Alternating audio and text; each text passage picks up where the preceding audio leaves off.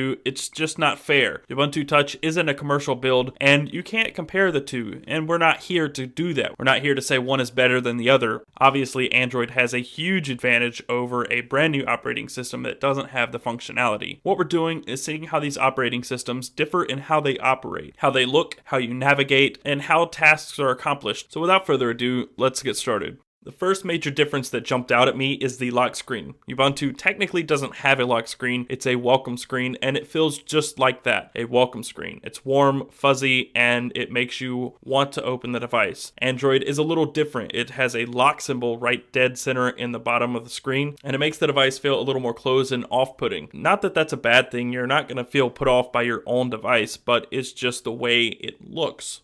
Once you get past the welcome and lock screens, you will notice that the home screens are totally different. They're built on totally different principles. Android is much more complicated and convoluted in that everything is in a different place. Your applications are hidden in the app drawer, all of your content is hidden in individual applications, and so on and so forth. No content is right there ready to be consumed other than anything that you put on the home screen manually, such as widgets or icons, etc. Ubuntu is a total 180 from that. Everything is front and center on your home screen by default. Content, people, everything is right there, front and center, ready to be consumed right away. Sure, there are things hidden in applications, but there's a lot of stuff crammed onto the home screen. That's good and bad. The next major difference is how you navigate the operating systems. On Android, you have dedicated buttons to this. They're either on-screen or capacitive or possibly physical buttons. All you have to do is press them to navigate. By default, there is a task switcher button, there is a home button, back button, and on some devices, there is still a menu button. For devices without a menu button, there's an action overflow for all of your settings. To return home, simply press the home button. To go back one page, press the back button. It's very simple, straightforward, and there's no confusion about how to navigate. On Ubuntu, everything is totally different from that. Everything is done by using gestures. A swipe from the right side of the screen takes you back to your previous application. A swipe from the left takes you back home. A small drag from the left shows your favorite applications, and a drag up from the bottom within certain applications shows a menu. So it's a very big difference in how things are done. Task switching, for instance, is much faster on Ubuntu. All you do is swipe from right to left from the edge of the display, and you jump back to the previous application. On Android, you hit the task switcher button, wait for the task switcher application to come up, then tap, and then the application you want will launch. The big difference, however, is with Android, you have a little more options when it comes to switching applications. If you want to switch back to the third, fifth, or eighth application back, it's much faster. On Ubuntu, you would have to go back to the home screen and then choose from the running applications.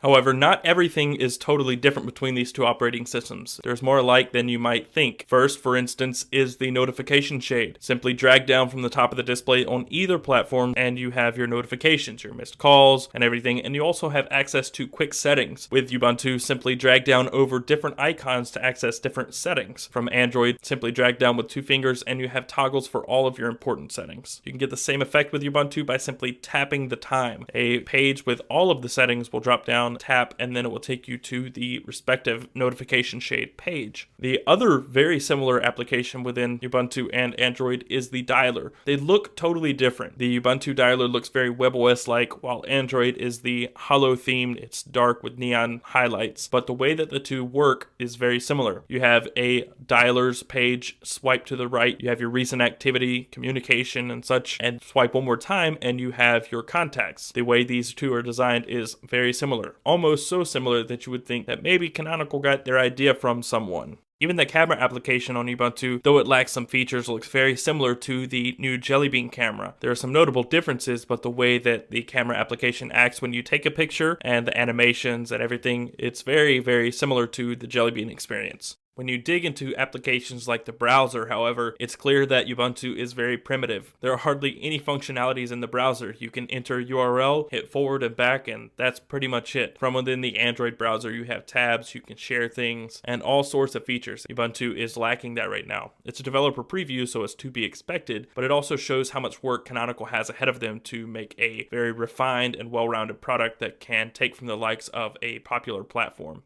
All in all, I have very few negative things to say about Ubuntu, especially considering how early it is in the development phase. Sure, it's no comparison for Android right now, but it is a contender, so long as Canonical can bring it into the mainstream and get some true hardware partners on board. So many times it has been proven that awesome software is nothing without complementary hardware. For now, Android will remain on top, but there's one thing for certain. There's blood in the water, and many software makers are gunning for a much larger piece of the pie. At this point, it's just too soon to tell whether Ubuntu will be one to make a difference. This has been a comparison between Ubuntu for phones and Android Jelly Bean. Thanks for watching. I'm Taylor Martin, and I will see you next time.